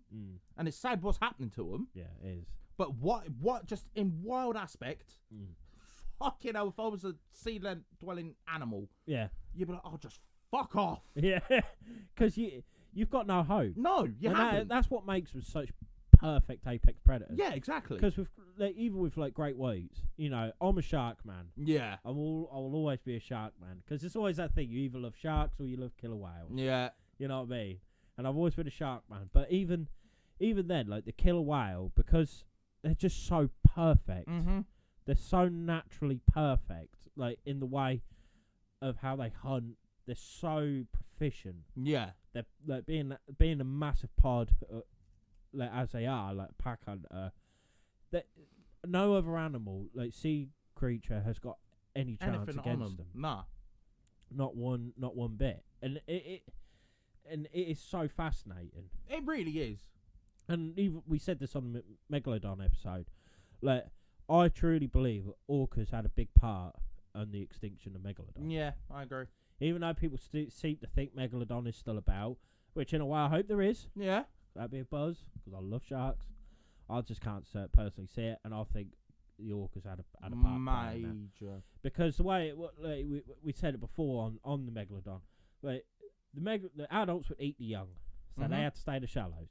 And in the shallows were great whites and orcas, so they'd eat the fucking young there. Exactly. So the poor fuckers didn't have a chance wherever. They had to like develop legs. Yeah, that's the only way they could survive. Yeah, and they just starved out. Yeah, they starved out or murdered. So, but yeah, they made a rod for their own back in a way. Mm-hmm. But and with dragons, like, because as much as these stories were entertaining, they're bollocks. Yeah. Let's be honest, they're bollocks. And I'd love if dragons were real. Yeah. Do I think they were real in some aspects? Yes. But nothing like. Not like what we not we depict. Not we depict. I think there could have been something what's been hunted down to extinction. Mm-hmm. Yeah, I do. Yeah, it could be, but I don't think it is a fire-breathing, four-legged, big winged motherfucker creature that can talk. That has a voice of Sean Connery. Even though that'd be sick. But that's why I've brought it on to more like with dinosaurs, because we know from skeletal remains they did exist. Yeah, exactly. But at the same time, we know next to nothing about them. No, because they could have looked completely different. So it doesn't matter what skeletons you get, unless it's an animal that's alive today. They could have looked completely different. Yeah, exactly. We're not 100% sure. Even you could go even beyond that. You'd know what it looked like today, but that if it was alive today, that doesn't mean that it necessarily acted the same way as it did back then. No, because it would have to adapt to its surroundings and everything. Yeah, because let's for argument's sake, it was around thousands, millions of years ago, whatever. There was obviously no people or anything. So through evolution, it would have gone down, and then this little one would have looked around, not having a clue what a person looks like or anything. It'd be like, "What the fuck is all this shit?" Do you know what I mean? Oh yeah. So they'd have had to have either adapted quick or they'd have died anyway. Yeah, exactly. But I'll just say, because they say with the UK, like when you think of dinosaurs, you think T-Rex, Velociraptor, you think of them. But British had cool dinosaurs too. Yeah, boy. We had the iguanodon. Yeah. That basically stuck its thumb up all the time. I love them Donnies. Yeah. Because they would know that having these two, like they didn't have opposable thumbs like people, but they had thumbs sticking out, which was a defense mechanism because they were pointed say, a Baryonyx or a Megalosaurus or a Symbospondylus. No, not Symbospondylus.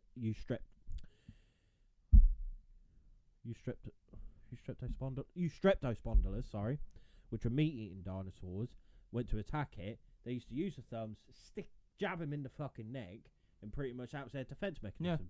Like a Stegosaurus with its spiky tail, Triceratops with its horned face, and Kylosaurus with its club tail.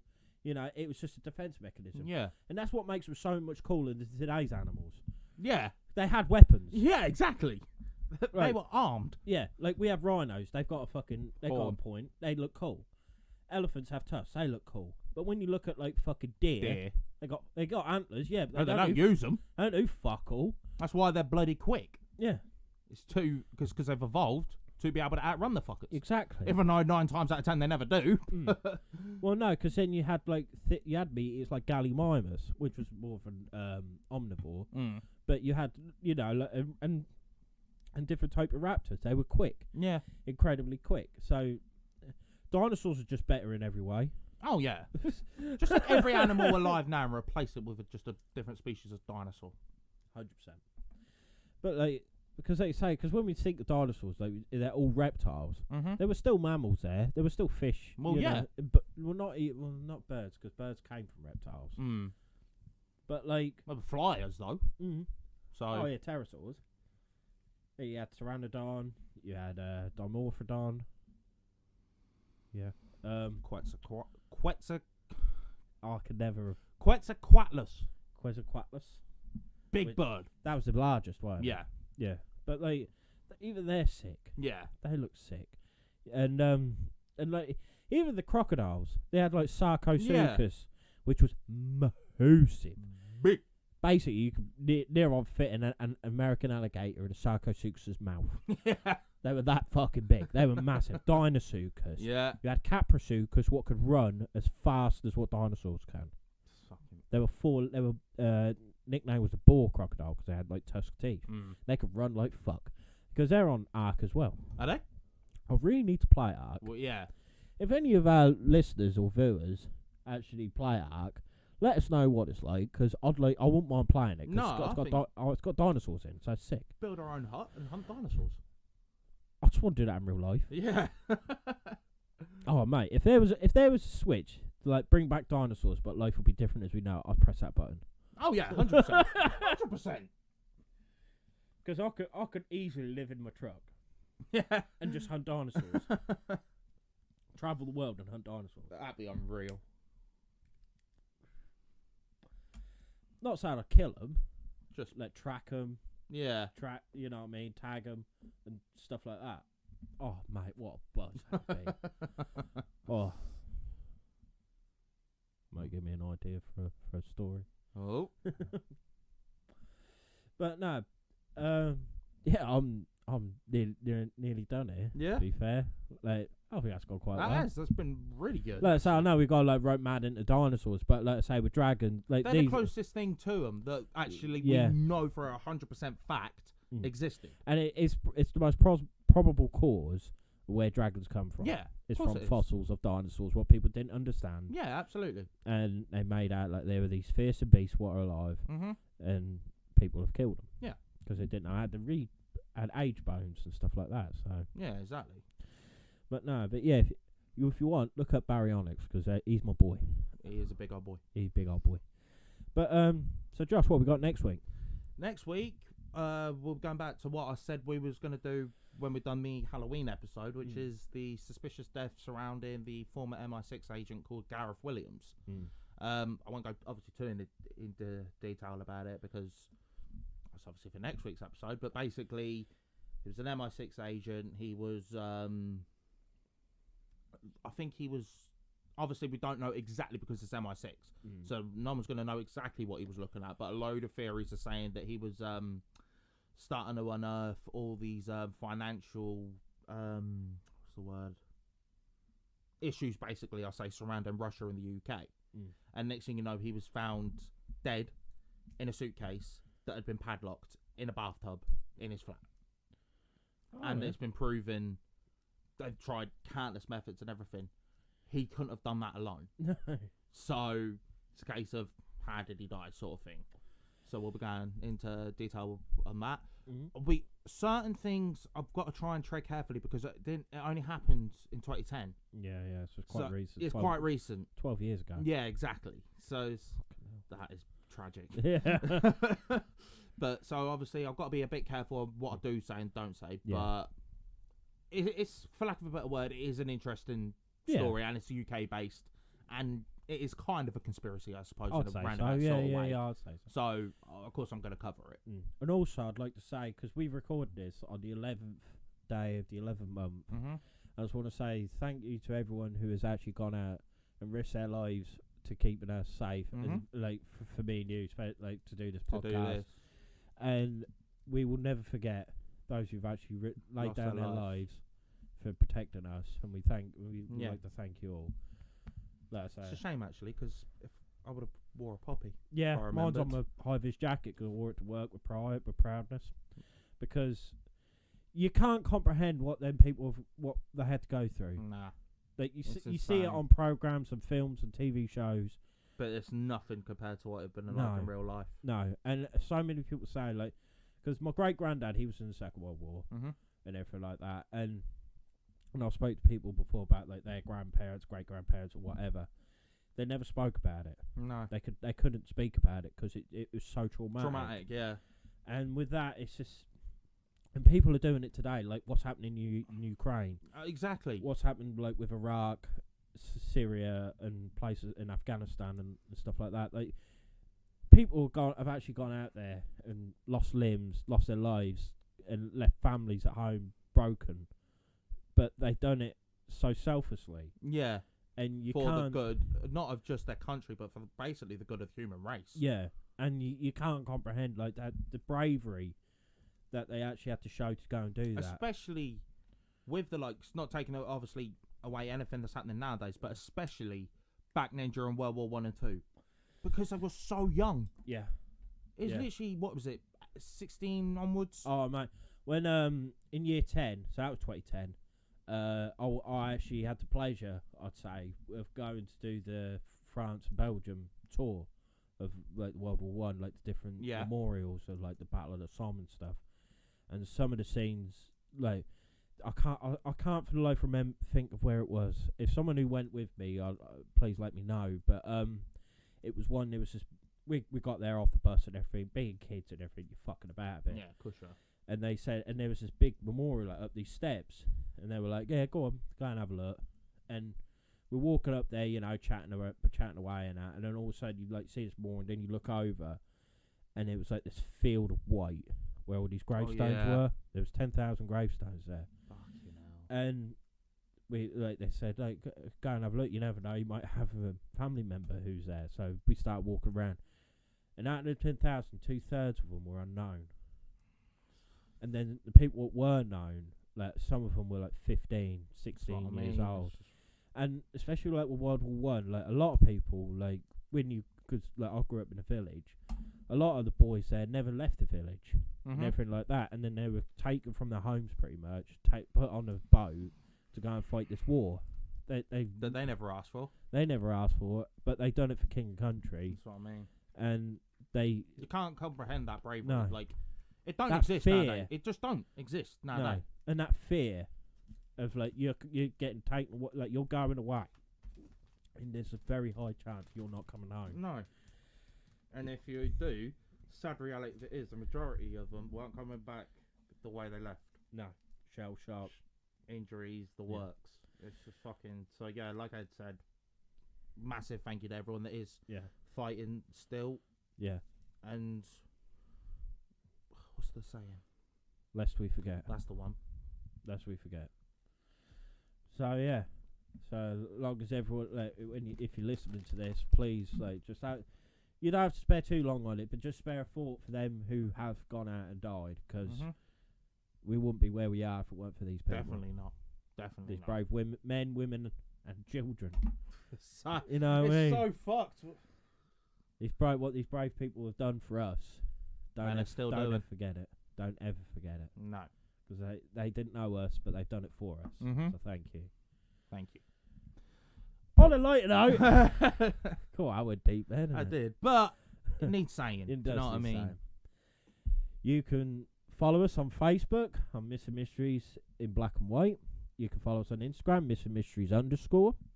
You can email us at missingmysteries@outlook.com. Getting fucking good at that.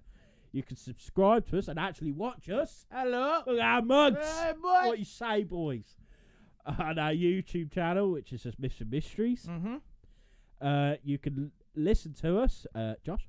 Spotify, Podbean, Amazon, Podchaser, Player FM, iHeartRadio, and Samsung Podcasts. Yeah. So, fucking listen to us. Yeah. And if not, watch us. Yeah. And, like we say every time, if you enjoy us, mention us to your family, your friends, or anyone your cat, you know. Your dog, your fish, anyone. Anyone. And subscribe to us. It'd be a great, massive help. We love doing what we're doing. And I think, like, last week we have been having that, like, really shit week. That's gave me a right kick up the arse. Like, I think you could tell on this episode, like, I've put in a lot more effort. Yeah. With my notes and everything. Yeah. And I want to do well with what we're doing. You know what I mean? So we are I know we keep saying it, but we're trying so hard to get some investigations. Yeah. And we will get there.